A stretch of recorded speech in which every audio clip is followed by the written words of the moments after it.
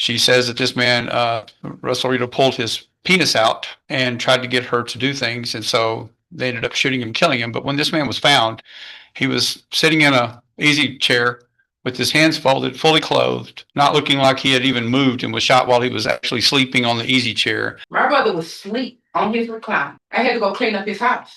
I sure did. The blood that seeped through his couch on his floor, I had to see that. I had to get that up. You did that. And you need to take accountability for what you did. Judge, my client has struggled. She's had a lot of difficulty in her life and has trouble trusting people.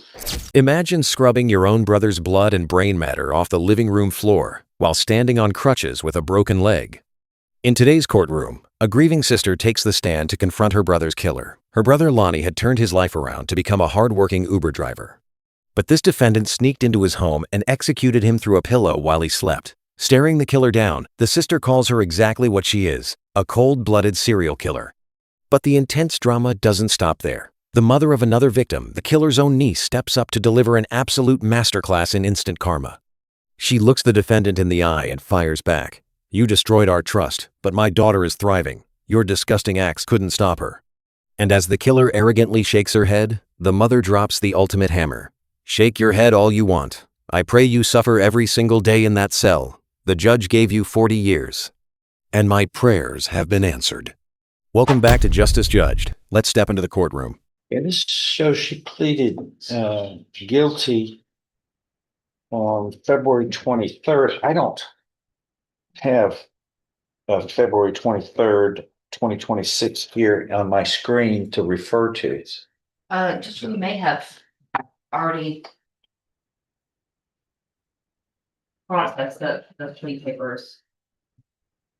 Also a little confusing, Judge, because she had two different sets of cases that are unrelated to each other with two different lawyers. So that may be creating some chaos as well. Okay. But There is another case.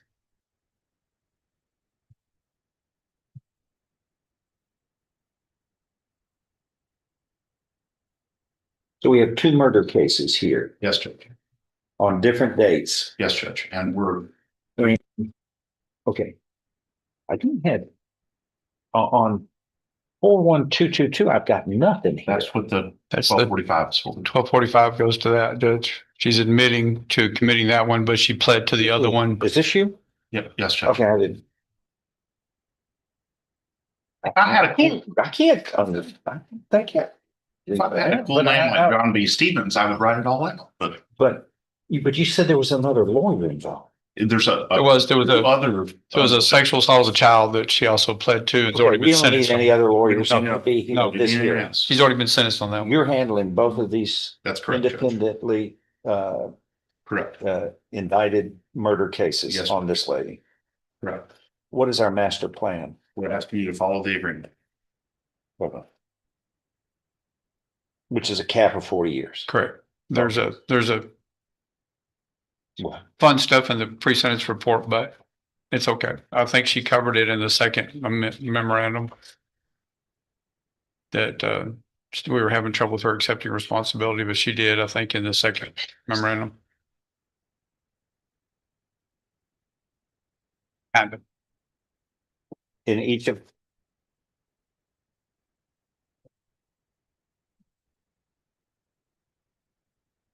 this states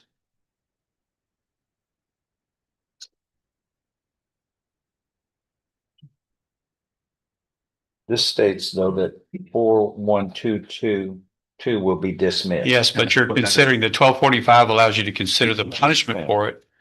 Okay. I But just yes, sir. wanted to make sure. Yes, that sir. There's not going to be, there will be dispositions, but one guilty disposition, one dismissal disposition. Correct. Call two cases, 22-40354 and 22-41222.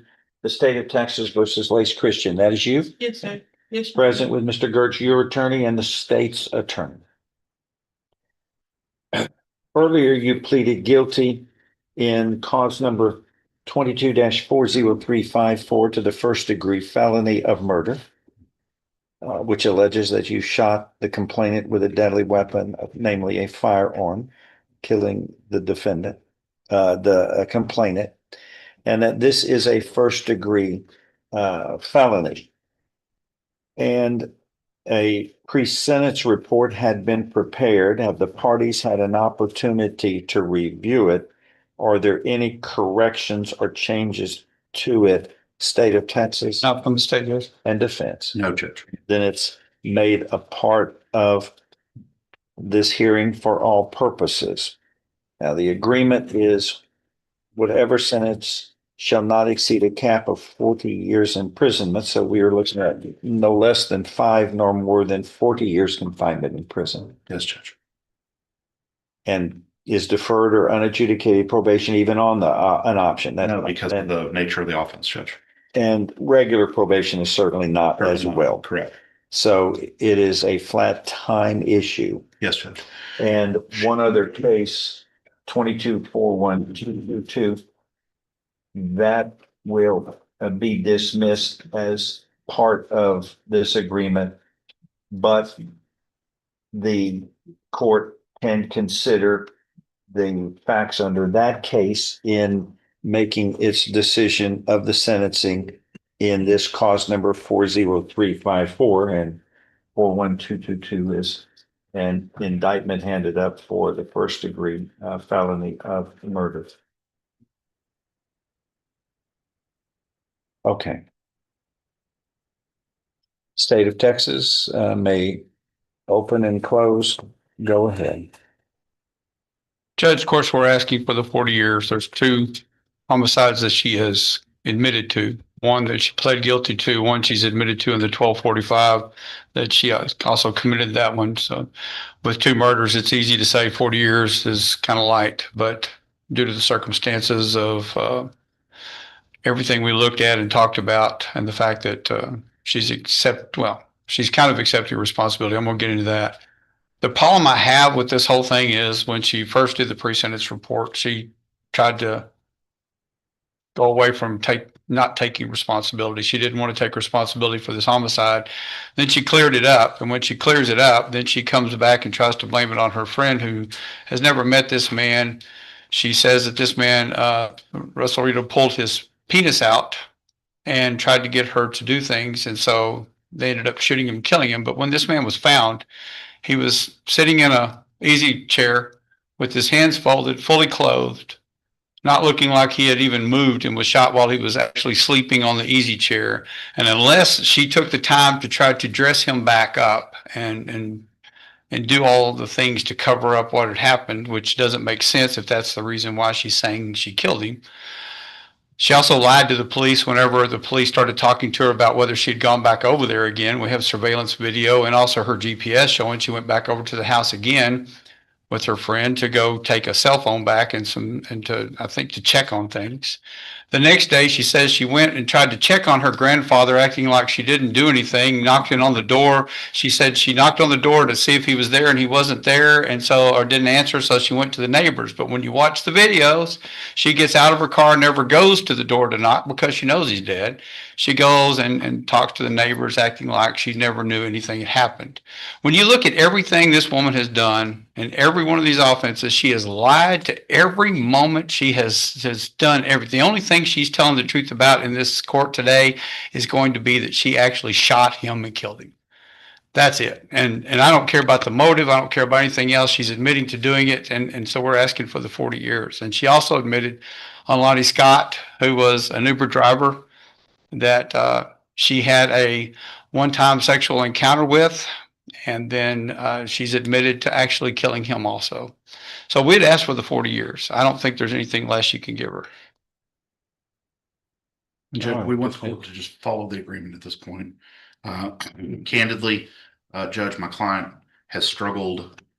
She's had a lot of difficulty in her life and has trouble trusting people.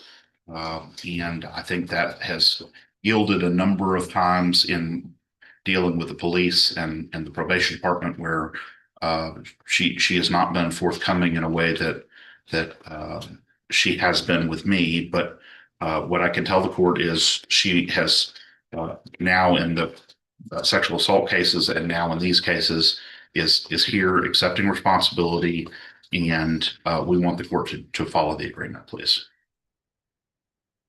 All right. Did you want to say anything, ma'am? No. Okay. So I want to just be clear on a criminal history. We've got this previous aggravated sexual assault of a child conviction, correct? Yes, Judge. And this was a sentence that occurred just recently, Correct, Your Honor. where she received 12 years imprisonment. And this was an offense that had dated back to 2014, correct? Yes. That's correct, Judge. The court has reviewed the pre-sentence report and a recent memorandum supplementing this report submitted by the Jefferson County Probation Office. That was performed at the request of the defense, which asked for a supplemental due to statements that she had made during the interview. And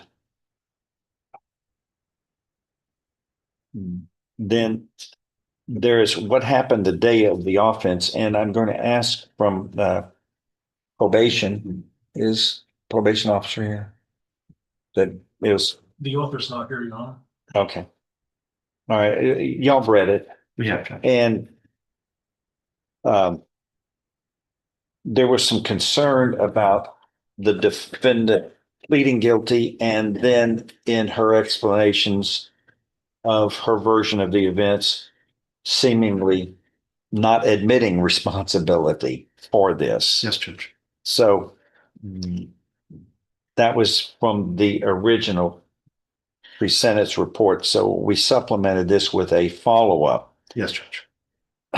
And then in this report, the way I read this, I'm still confused. It seems like she continues not to accept responsibility. That someone else is the one responsible.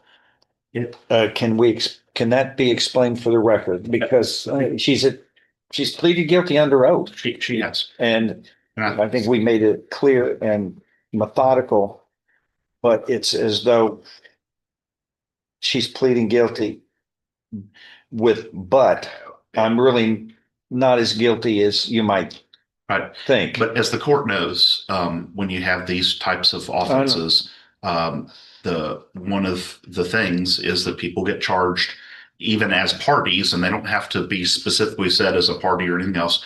I'm not saying that's what's happening here, but I am saying that had we gone to trial, she is well aware that she was present, she participated actively, and I think she's having candidly sort of a mental block about really saying I'm the one that pulled the trigger.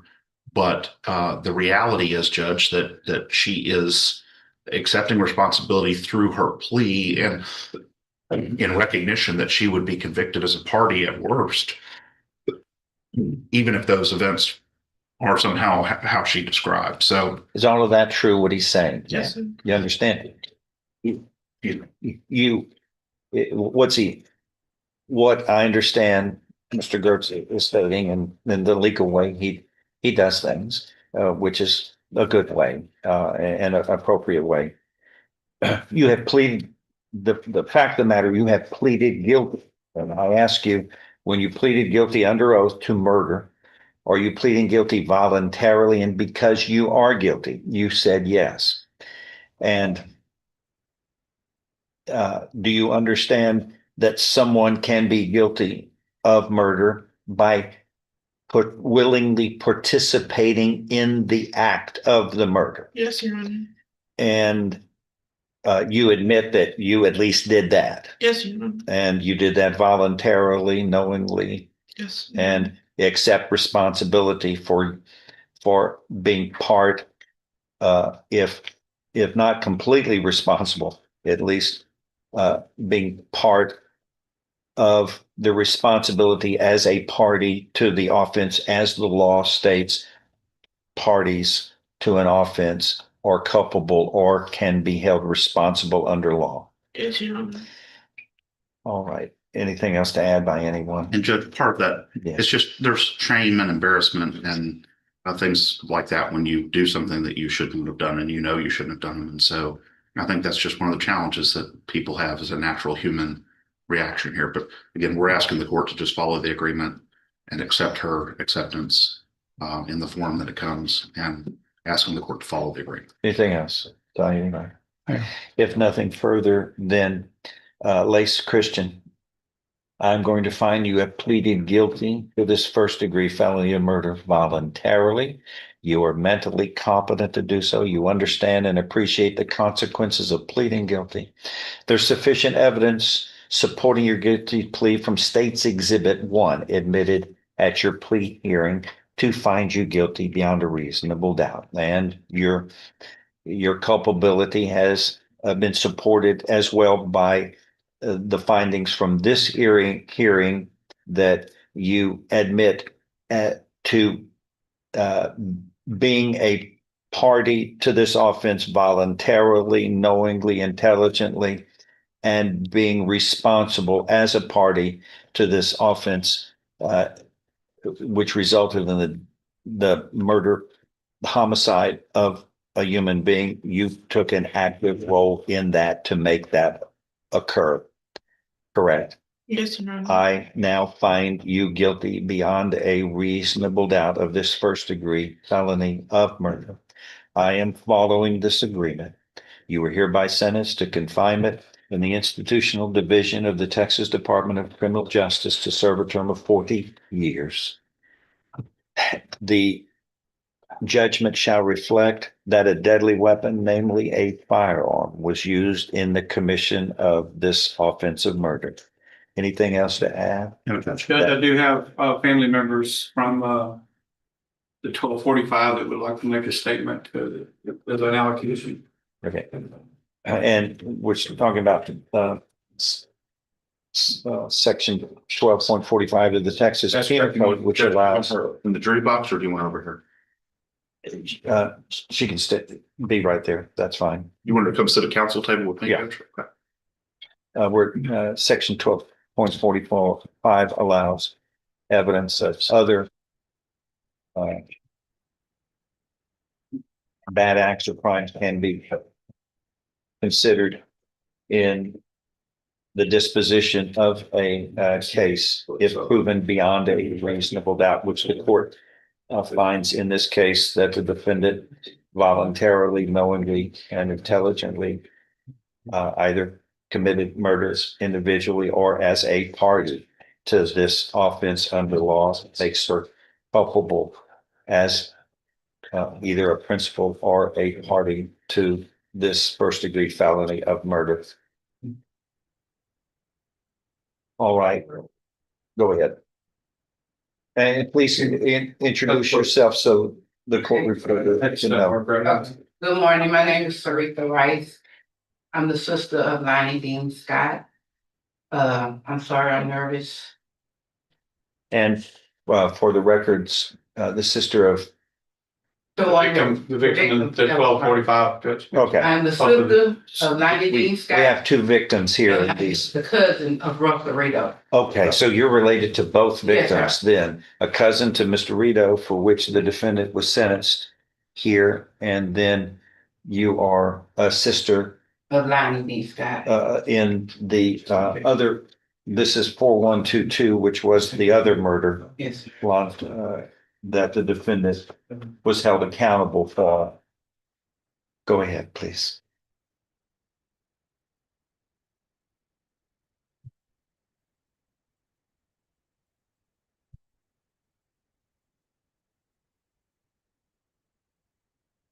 I promised myself I wouldn't get up here and cry.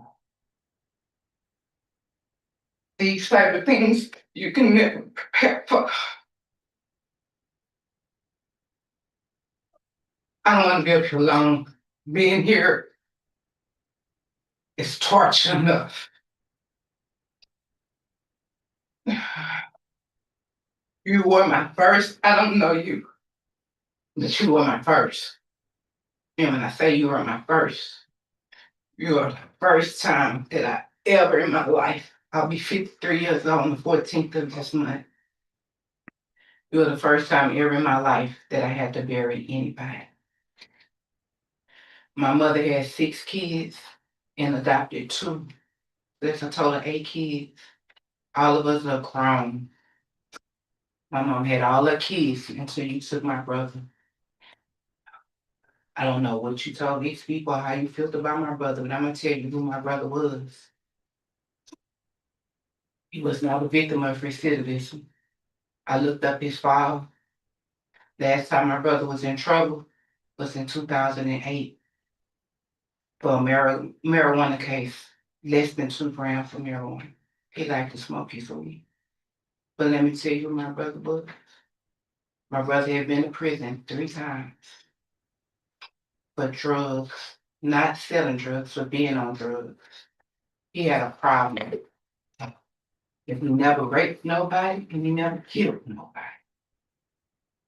When my brother got out, he got his act together. He started attending classes. He was a foreman. He got certificates. He even became a business owner of his own transportation business. I had all the paperwork packed up to go. But when I went to pick up my sister up, I left it there. And I believe everything happens for a reason. But my brother had his own transportation business. He was an Uber driver. He was so excited about being an Uber driver. He would get up at 3 o'clock in the morning and drive to Houston Intercontinental Airport just so he could, that was his favorite place to go because that's where he made the most money. To go pick up people and bring them to their job to back here to Port Arthur to the port. He was the taxpaying citizen. He went from going to prison 3 times to changing his life completely. You know what else he did? He became a homeowner that my family is benefiting from. Yeah. He became a homeowner. Legally the right way. He went to work every day. And he saved up his money and he bought a home. Something he never did in his life. He was proud of his life and we were proud of him. He was a family man. He was. We would all get together, do karaoke. He would sing, he would dance. He was not the Lonnie Dean Scott that went to prison 3 times years ago. He was a new, revised citizen Lonnie that all he did was just worked, went home, you know, did what he liked to do, but he never bothered nobody. Well, my brother messed up at is that he trusted you, just like Russell trusted you. And you took advantage of that. You took advantage of him trusting you. He was a single man. You knew he was an Uber driver. You knew he had cash money. I don't know what your motive was, but you knew exactly what you was doing. You did it. You did it, and you need to take responsibility for what you did. You killed Lonnie in cold blood, and you killed Russell in cold blood.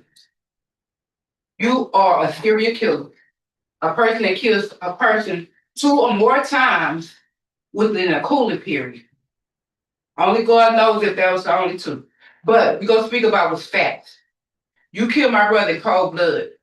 You wasn't fighting for your life. He didn't try to rape you. You and him wasn't in there fighting. That do none of that. Because you know how I know? I seen how you came into his house. My brother was asleep on his recliner. I started to wear the tennis shoes because you know what else we had to do? I had to do, thank you for my first again. I had to go clean up his house. I sure did. The blood that seeped through his couch on his floor, I had to see that. I had to get that up. The blood matter that was on that pillow that you used, that you put on his head, and shot through that pillow so nobody wouldn't hear. I had to get that up. I had to clean this whole house up. You did that, and you need to take accountability for what you did. You are who you are. You're not going to change, in my opinion. You are a menace to society. You have hurt and ruined so many families. You have hurt and ruined so many families. My mom is 76 years old. She never lost a kid in her life. Until you decide to take up on yourself and murder. You didn't just stop with 90. You went to Russ and whoever else. And you know what? You didn't stop on your own. You got stopped. You got stopped. So you can sit up here and tell these people whatever you want to tell them. But I know, and everybody else know, because Port Off is smiles. You stopped